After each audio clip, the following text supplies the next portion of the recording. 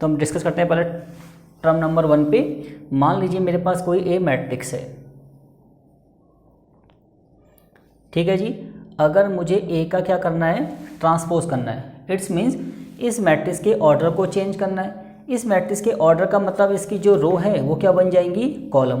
तो देखिए first row first column, second row second column. It's means ये क्या हो गया आपका, ए का ट्रांसपोज होगा। क्लियर हो गया आपका। तो किसी भी मैट्रिक्स के ऑर्डर को चेंज करना क्या कहलाता है, ट्रांसपोज ऑफ मैट्रिक्स कहलाता है। एक एग्जांपल और ले लीजिए आप।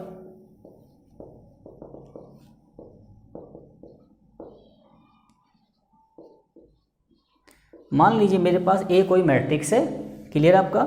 अगर मुझे इस ए मैट्रिक्स का क्या करना है, ट्रांसपोज करना है, इट्स मीन्स इसके ऑर्डर को क्या करना है, चेंज करना है। First row first column, second row second column और third row third column. Clear है। तो ये क्या निकल गया आपका, ए का क्या निकल गया, ट्रांसपोज निकल। क्लियर है आपका। क्लियर। अब ये ट्रांसपोज की कुछ बेसिक प्रॉपर्टीज है, इन पे भी हम 1 बाय 1 डिस्कस करेंगे, ठीक है।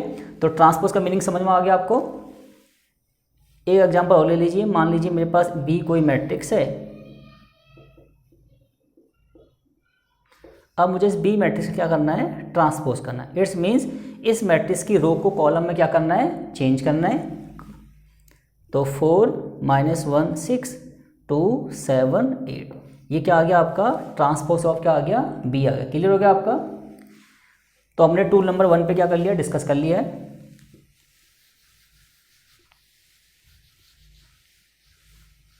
अब बात करते हैं इसकी कुछ बेसिक प्रॉपर्टीज़ पे।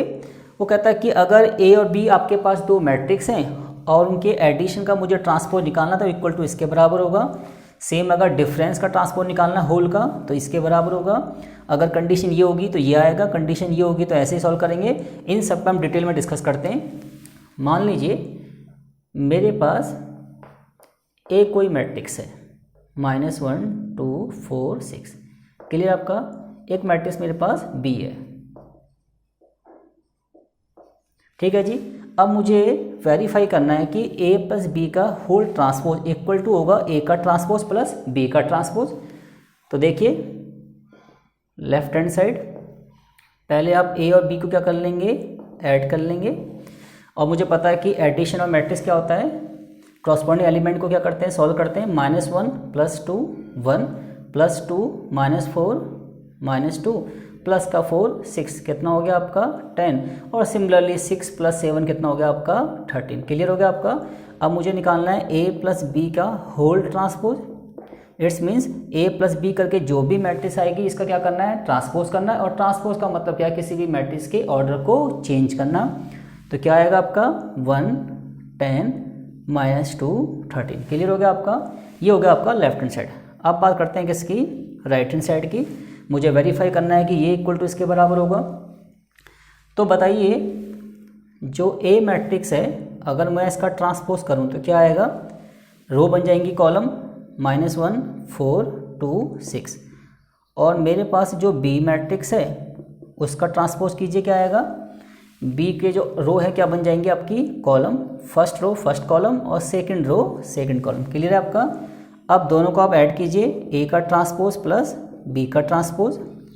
तो कैसे करेंगे, क्रॉसपोंडिंग एलिमेंट को सॉल्व करेंगे। -1 + 2 1 प्लस का 4 6, कितना हो गया आपका 10। और प्लस का 2 माइनस का 4 -2 और 6 और 7 कितना हो गया आपका 13। तो ये वेरीफाई हो गया कि left hand side equal to right hand side. Clear आपका। तो इस तरीके से हमने प्रॉपर्टी नंबर 1 को क्या कर दिया आपका, वेरीफाई कर दिया। सेम ऐसे ही आप इसको भी वेरीफाई कर सकते हैं। क्लियर आपका। पहले आप ए में से बी को माइनस कीजिए, फिर उस होल का क्या कीजिए, ट्रांसपोज। और फिर इंडिविजुअली ए का ट्रांसपोज में से बी का ट्रांसपोज क्या कर दीजिए, माइनस। दोनों क्या आ जाएंगे आपके, इक्वल आएंगे। क्लियर आपका। ठीक है जी, इसको नोट डाउन कर लीजिए।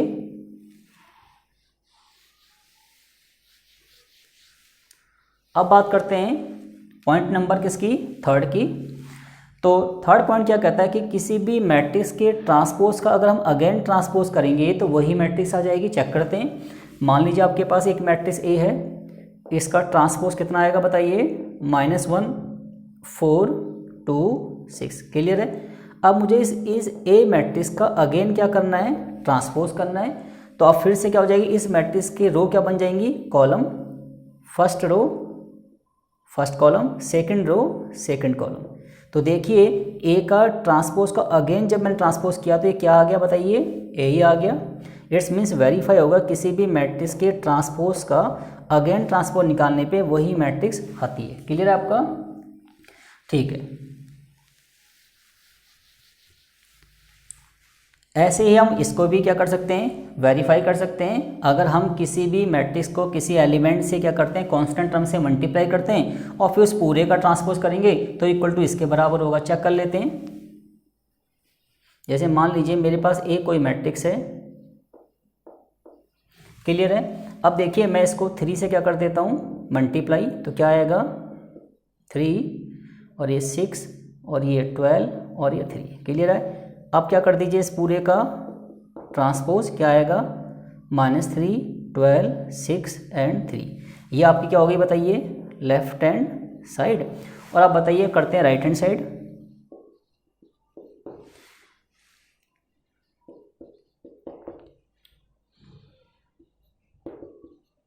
अब वो कहता है कि अगर मैं ए के ट्रांसपोज को 3 से क्या कर दूं, मल्टीप्लाई, तब भी वैल्यू क्या आएगी, सेम आएगी। तो बताइए ए ये रहा, इसका ट्रांसपोज कितना आएगा, -1, 4, 2 एंड 1। अब देखिए मल्टीप्लाई कीजिए कितना आएगा, -3, 12, 6 एंड 3। इट्स मीन दोनों क्या आ गए आपके, इक्वल आ गए। क्लियर आपका, ठीक। ऐसे ही हम इसको भी क्या कर सकते हैं, वेरीफाई कर सकते हैं। तो मान लीजिए पॉइंट नंबर 4 की बात कर रहे हैं। आपके पास ए एक मैट्रिक्स है और बी भी आपके पास एक मैट्रिक्स है, ठीक है जी। और हमें वेरीफाई करना है ए बी का होल ट्रांसपोज इक्वल टू होगा बी का ट्रांसपोज इनटू में ए का ट्रांसपोज। ये हमें वेरीफाई करना है, ठीक है जी। तो स्टार्ट करते हैं। तो सबसे पहले हम क्या करेंगे, लेफ्ट हैंड साइड करते हैं। पहले आप क्या करेंगे, ए और बी की क्या करेंगे आपस में मल्टीप्लिकेशन। तो देखिए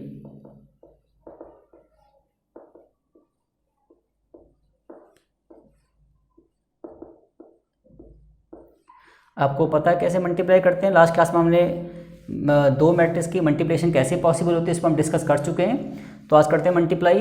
कैसे करते हैं, फर्स्ट रो की फर्स्ट कॉलम में, फर्स्ट रो की फिर सेकंड कॉलम में, सिमिलरली सेकंड कॉलम की फर्स्ट रो में फर्स्ट कॉलम में और सेकंड रो की फिर सेकंड कॉलम में। क्लियर आपका।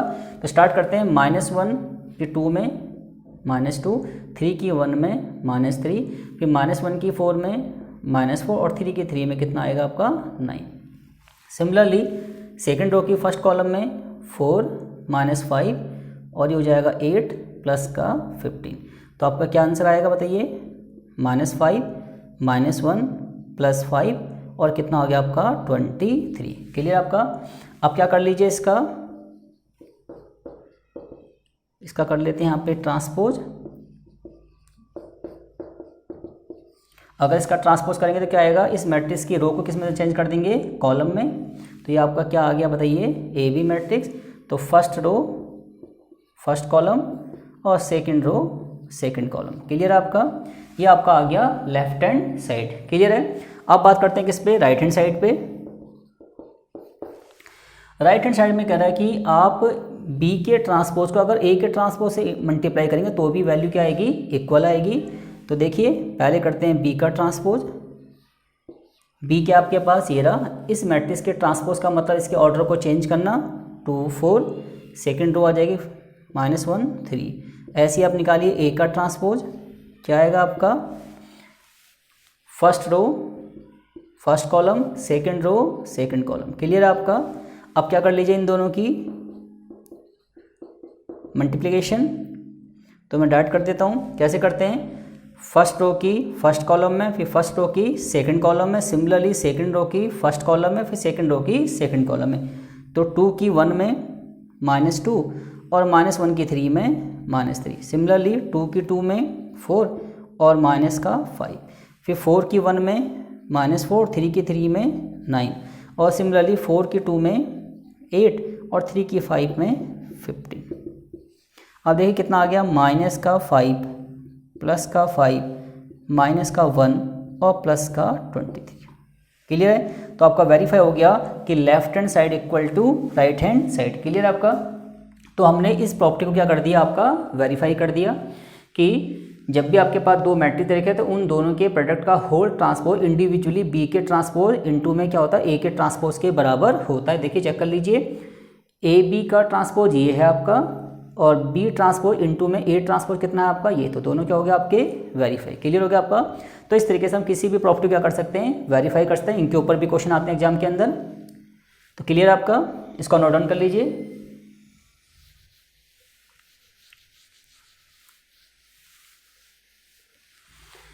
अब बात करते हैं कुछ इंपॉर्टेंट क्वेश्चन की, क्योंकि जो आपका 3.3 है वो ज़्यादा लंबा टॉपिक नहीं है, काफ़ी इजी टॉपिक है। उसमें से मैं आपको लिए कुछ इंपॉर्टेंट क्वेश्चन लेता हूँ और इंपॉर्टेंट क्वेश्चन कुछ ऐसे हैं कि इन क्वेश्चन के बिहाफ पे आपका पूरा 3.3 क्या हो जाएगा, आपका कंप्लीट हो जाएगा। क्लियर आपका। तो रैंडमली क्वेश्चन लेता हूँ आपके लिए। Question number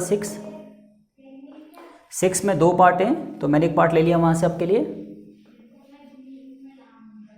cos alpha minus sign alpha और साइन एल्फा और यहाँ पे कॉस एल्फा, और कह रहा है कि वेरीफाई करना है आपको कि ए का ट्रांसपोज ए इक्वल टू क्या आएगा, आइडेंटिटी आएगा। ये हमें वेरीफाई करना है। क्लियर आपका। कि मतलब इस ए मैट्रिक्स के ट्रांसपोज को अगर मैं ए से क्या करूँगा, मल्टीप्लाई करूँगा, तो वैल्यू किसके बराबर आएगी, आइडेंटिटी के बराबर आएगी। तो चेक करते हैं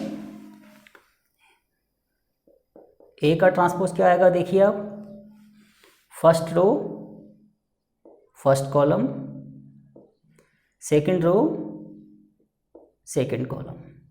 क्लियर है आपका। अब क्या कर लीजिए, दोनों की मल्टीप्लाई, ए का ट्रांसपोज इनटू में क्या ए। तो कैसे मल्टीप्लाई करते हैं ध्यान दिए, फर्स्ट रो की फर्स्ट कॉलम, चलो लिख लेते हैं यहाँ पे कॉस एल्फा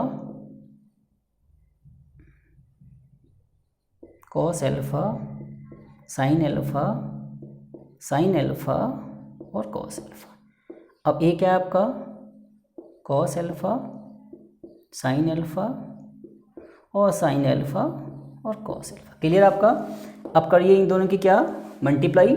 तो कैसे करते हैं मल्टीप्लाई, फर्स्ट रो की किस में करते हैं, फर्स्ट कॉलम में। तो कॉस की कॉस में क्या आएगा, कॉस स्क्वायर एल्फा, और माइनस के साइन की माइनस के साइन में करेंगे तो प्लस का क्या आएगा, साइन स्क्वायर एल्फा।